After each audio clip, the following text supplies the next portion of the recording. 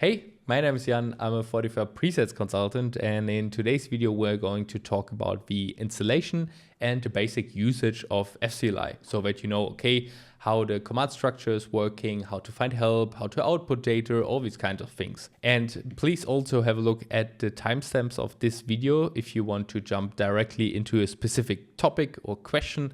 And if you're not already a subscriber, please also consider to subscribe to this channel to don't miss any future video. But with that, let's get right into our test system. All right, so welcome to our test system. In this case, I'm using a Windows 11 test machine, but of course you can also use a Linux or Mac machine to do the same things as we do, because the commands are everywhere the same. The only thing that is different is the installation, and that's exactly the first point I want to talk about. And to install fcli, it's pretty easy. You only need to go to our fcli repository, which you can find in the description down below, and there you can find all things around fcli. So you can find the whole source code, as well as some useful resources like the documentation and so on. But to install fcli, you only had to go to the releases here. So you can rather just click on the latest one or have a look at all the releases. And inside of the releases, you can find different files. So for example, here you can see you can download just the documentation, then you have the version for Linux, then you have the version for Mac, for Windows, the jar file, and here at the end you can download the whole zip code, the whole source code.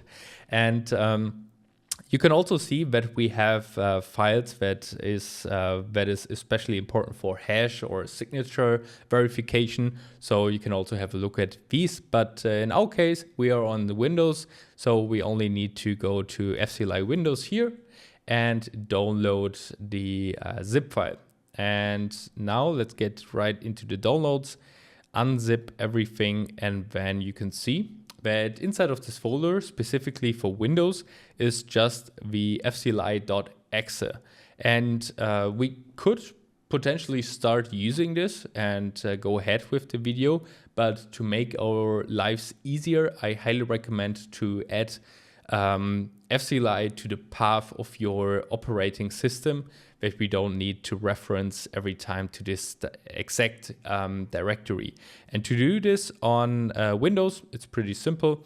You only need to search for system environment variables. So here you can edit these.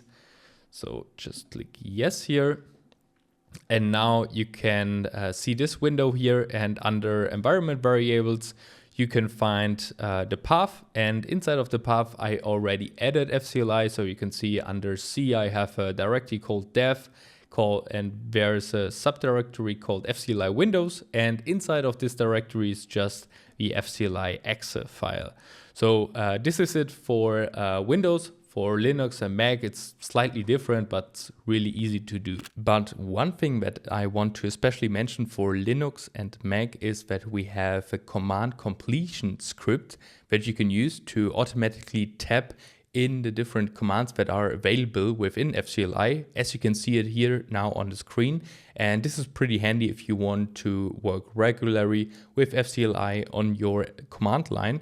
And I highly recommend using this if you are on a Mac or Linux system. Okay, great. So now we are able to use fcli. And the first thing I want to show you is the general command structure, how fcli is working, and also how to get built-in help. And to get a first overview about fcli, how it's working, we type in fcli-help or -h in short term.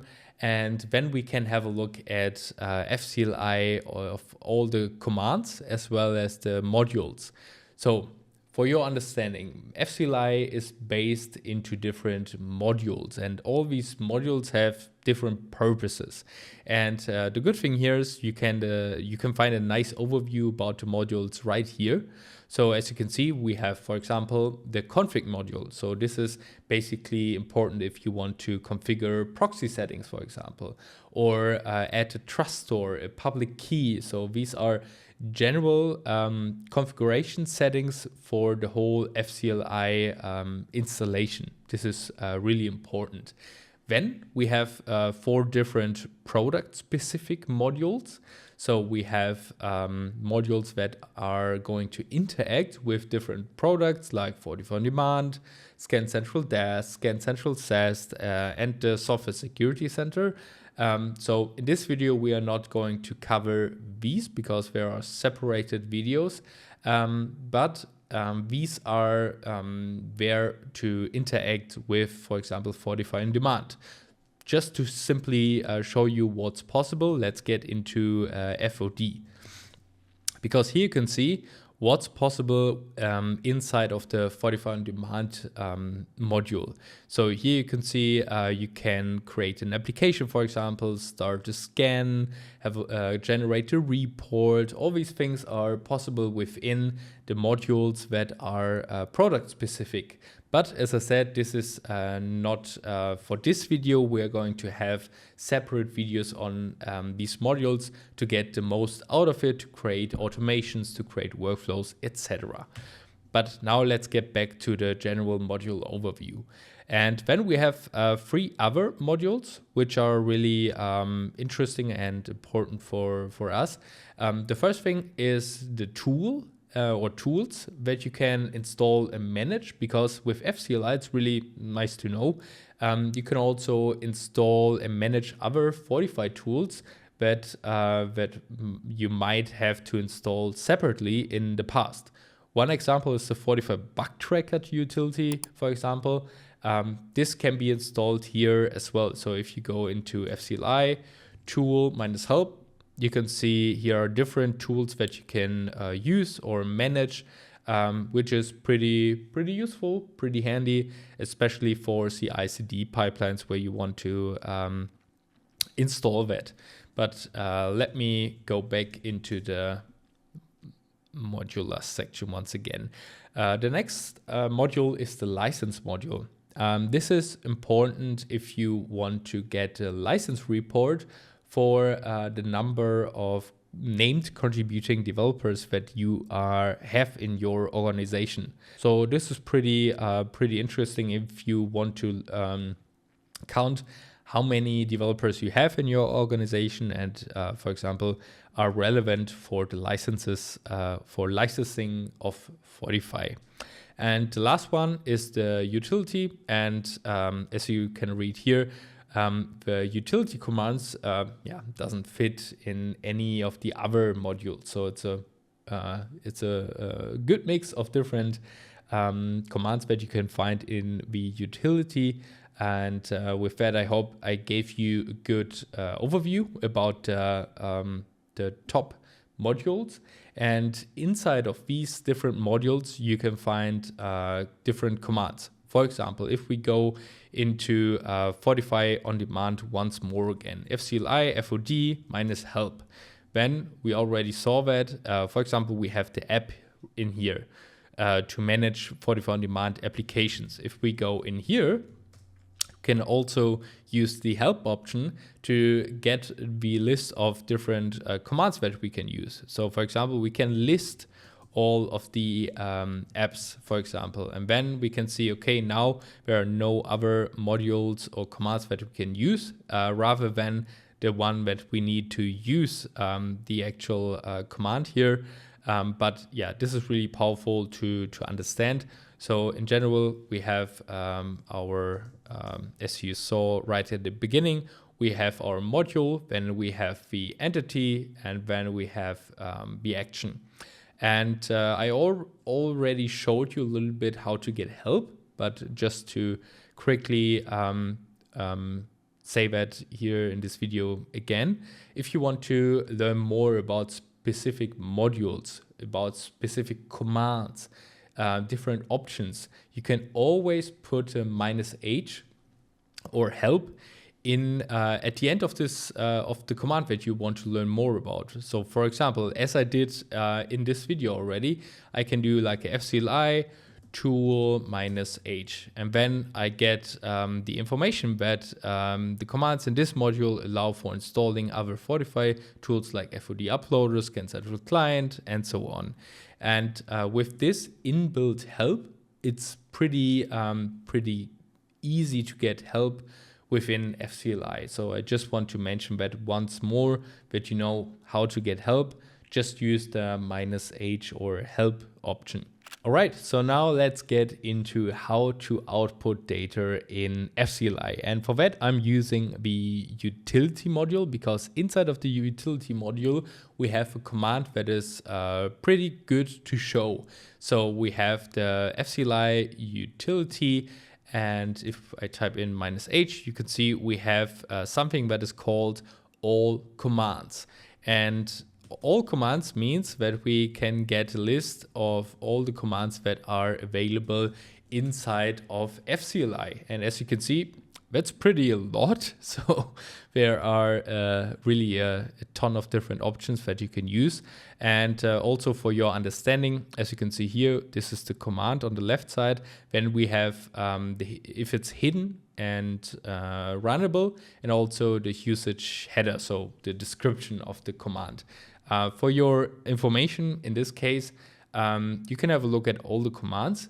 Really important to understand is if it's hidden, that means it is not meant to be for public usage. So that means it is not functional and used in fcli build, publish, test process, and so on.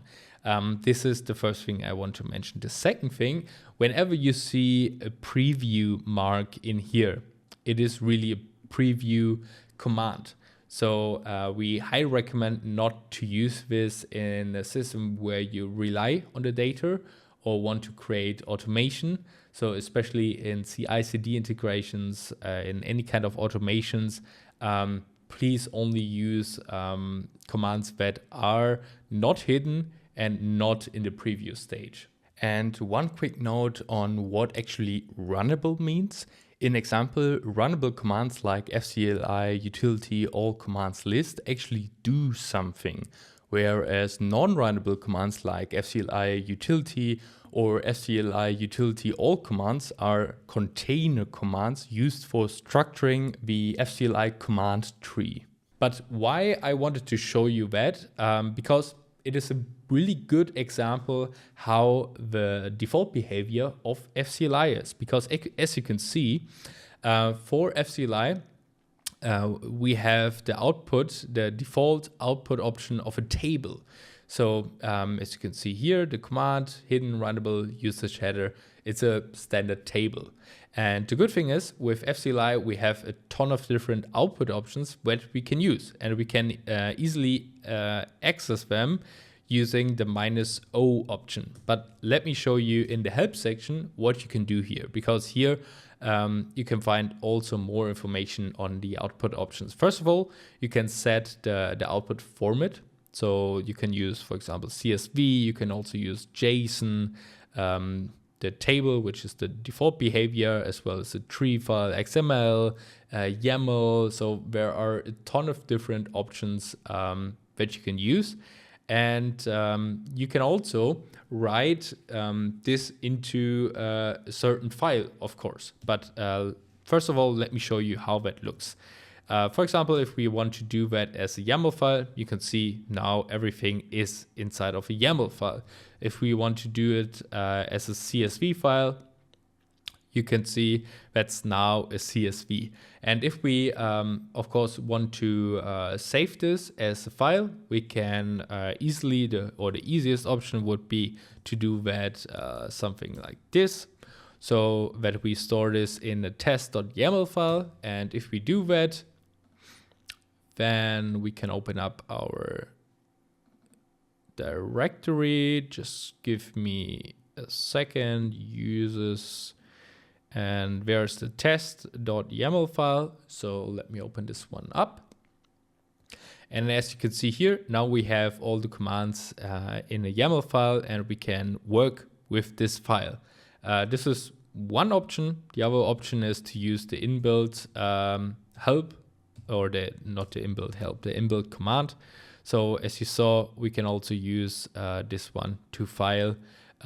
That's also possible. But yeah, this is really powerful, and for outputting data, really handy. Okay, so now that we know how to output data, the next thing is to query this data. And to show you how that is working, I simply can show you how the JSON output is, because everything that we are going to use in the query is based on the JSON properties. So as you can see here, here are the names of the exact JSON properties that can be used to query data. So this is the actual data, but you can also use the command JSON properties to output everything that could be queried. So that's also really nice to know. So here's just an overview about all the properties, and here you can see the actual data. And for example, if I want to query the data of all the commands to filter out only these that are runnable. So you can see this is a Boolean, this is true or false. And if I want to filter out only the data or all the commands that are runnable, the only thing that I need to do is type in -q and then runnable. And then we get a table list of everything that is runnable. But maybe just a quick explanation. Let me jump into the help section one more time, because here you can find the best information. As you can see here, we have our query that we can use. And inside of this, we have a couple of different options that we can use. So this can be really complex, but also really easy, but at all, it's really powerful. And what I did here is I'm just using one single argument. So this is why I can just use the -q runnable. And because this is a Boolean, it's simply true or false. So this is why it was so easy. If I want to filter out a little bit more stuff, or let's say if I want to filter out two things, like if it's runnable and the module that it is using is, for example, Fortify on demand. So maybe as a reminder here, we have a module property that is showing what kind of module, fcli module it is using. And if I want to filter for everything that is runnable, as well as in the module of Fortify on demand, I have to use the following command. So as you can see, I'm using the query state, and then I want to have everything that is runnable and the module FOD in it. And if I execute this command, you can see we get a list of everything that is inside of the module Fortify on demand and runnable. Of course, you can also do that for the utility. That's also possible. Or if you want to delete this runnable argument, you can also do that, of course, and simply search for everything which is in the module utility. So I hope that gave you a good overview about how the querying is working, because this is really powerful. One example a lot of customers using this for is to get a single number of findings, for example, of a scan, to integrate that into a pipeline. So that's really a common use case that I see a lot of times. But yeah, there's so much you can do, but I highly recommend having a look at the help section and also at the documentation to find out a little bit more. And now that we know how to output data, how to query data, the next thing I want to talk about is something that is a variable. So within fcli, we have the -store command to store the output data of the fcli command into a variable. And you can use this variable on another fcli command to reference any data point from the fcli command before using this variable. So this is really commonly used to pass data between different fcli commands. We will also talk about that in the videos with the Software Security Center and Fortify on Demand. But for now, you only need to remember that you're able to pass data using these variables, and yeah, you don't need to spend like a ton of referencing a ton of data points anymore. You can instead using the fcli variables to have access to the data that was outputted in another command. And note that the syntax may slightly vary for different shells. So you must make sure that the queries are passed to fcli as a single argument. And this single argument includes either a single or double quote around the literal strings. But let me show you how that works in a simple example. So for example, if I want to show you how that is working, we can use our command from before. So we can use the fcli utility all commands. We only querying for everything that is runnable and the module FOD. And we can store this information in a variable called FOD commands. And when we do that, we get our output in here. But at the same time, it will the data that we can see here with all of the JSON properties will be stored in the variable called FOD commands. And to have a look at all variables that are active at the moment or have been used, you can use another utility command, which is fcli utility variable ls. And then it will give you an overview about all the variables that might be inactive at the moment. And here we can see that our FOD commands variable is in place. And you can also have a look inside of the data of the variable. So for example, if I use the variable contents from the FOD commands outputting as a table, listing only the commands, then we can see that we get a list of all the commands that have been stored inside of the variable.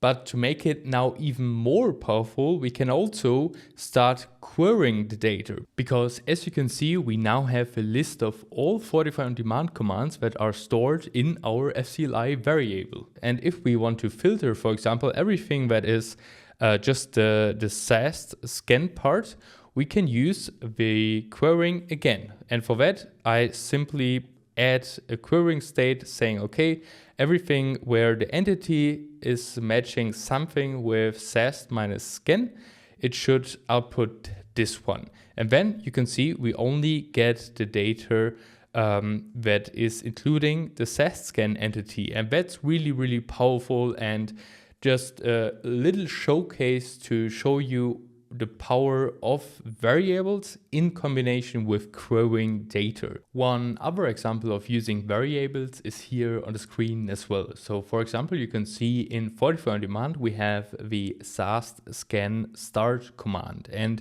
you can use a variable to pass the scan ID that you get out of this command after you start the SAST scan and pass this ID to the SAST scan wait for command to actually wait until the scan is finished. So I hope that helped a little bit to understand what a variable is. As I said, we will also cover that later in other videos, but in general, this is a really powerful tool if you want to reference data within fcli commands. Now, before we get into the end of this video, I quickly want to show you two more important things. First of all, where you can find the documentation and how to report an issue. Let's start with the documentation because this is pretty easy. For that, you only need to go to our GitHub page once more. And here you can find in the top right corner the link to the documentation, or you scroll a little bit down and then here under usage, you can also find the documentation. And if we go to the documentation, the first thing that we need to select is the release that we want to have the documentation from. So let's choose just the latest one, and then you get into the documentation. And there you can find much more things that we discussed in this video. For example, you can see here on the left-hand side, you can have a look at the installation once more, the command structure, the command options. You can have a look at the session management. We will also cover that in upcoming videos. But one important thing I want to highlight as well is here at the bottom, you have the manual page. And inside of this manual page here is the link to the documentation, and where you can find all the information that you can also see in fcli itself. So this is really important to know. And here you can find all the commands, and inside of these commands you can find which kind of options you have. So this is pretty useful. So that's regarding the documentation. The second thing is how to report an issue. First of all, you need to know fcli is an open source project. That means we are handling everything in GitHub itself. So if you open up the issues page, you can see all the ongoing bugs or enhancements that are currently already in here. But if you want to create one by your own, so that means a bug or an enhancement request, you can do that by just clicking the new issue button in here. And for every bug or enhancement request, you should always include, first of all, the version that you are talking about or have the issue in. And to find that out, it's pretty easy. You only need to go to your terminal once again and type in fcli -v, and then you get the version. So please include that always in any bug or enhancement request. And the second thing is are log files. It's sometimes really useful to include log files, and to include them, it's really, or to get log files, it's pretty easy. For that, let me open up the help once more, because in the help you can see here we have the option to store log files, and you can also set the log level. And as I said, sometimes it's really useful to get these logs, but please note that the GitHub page is publicly accessible, and with that there might be the risk of leaking confidential data. And if needed, please contact your OpenText representative to have them raise your request to the fcli team internally. But if there is no confidential data, of course you can always include them directly in the issue or enhancement request. Alright, so I hope this video was helpful for you. If you have any questions, anything that is unanswered, or you want to see in upcoming videos, please leave a comment down below that we can have a look at. And also everything that I've shown in this video is also linked in the video description, so you can find the documentation, the whole script of every command that I used. And if you found this video helpful, please like it, and also consider to subscribe to this channel to don't miss any future video. But with that, I would say thank you very much for your time and have a nice day.